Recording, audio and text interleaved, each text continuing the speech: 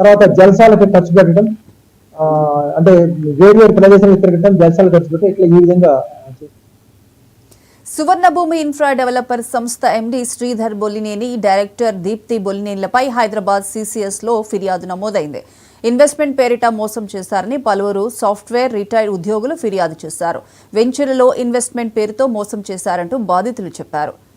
Buyback investment పేరిట ఒక్కొక్కరి నుండి 30 లక్షల నుండి ₹1 కోటి వసూలు చేశారని ఫిర్యాదులో పేర్కొన్నారు. ఏడాదిన్నర తర్వాత ఇన్వెస్ట్మెంట్ పై 24% ఎక్కువ చెల్లిస్తామని సంస్థ ఎండీ శ్రీధర్ తెలిపారని బాధితులు పేర్కొన్నారు.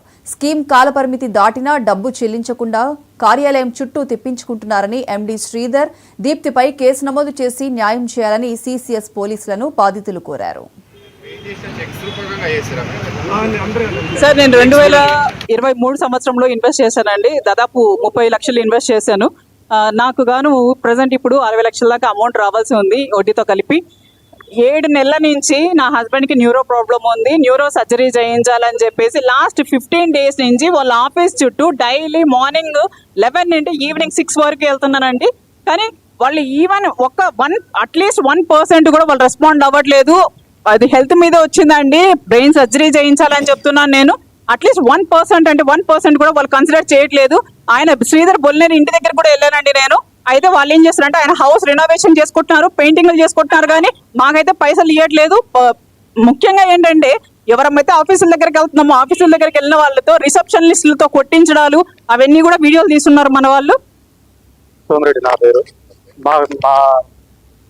2020లో రిటైర్మెంట్ అవ్వాలి స్కూల్ అసిస్టెంట్గా. అయితే మా అల్లుడు గారు ఇక్కడనే ఉంటాడు సాఫ్ట్వేర్.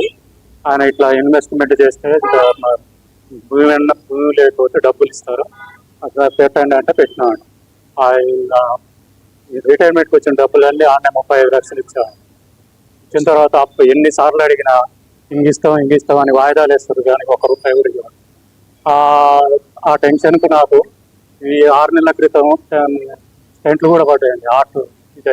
ఈరోజు మేమందరం ఒక 30 మంది బాధితులము సువర్ణ భూమిలో ఒక 3 ఏళ్ల కిందట తలా ఒక 50 లక్షలు ఇన్వెస్ట్ చేయడం జరిగింది.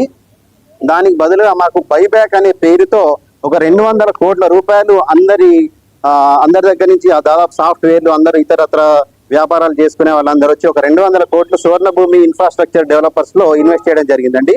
ఇప్పటికే ఆల్రెడీ కంప్లైంట్స్ అన్ని చాలా కంప్లైంట్స్ వెళ్ళిపోయినండి. బంజారా హిల్స్ లో పోలీస్ స్టేషన్ లో కంప్లైంట్ చేసాము.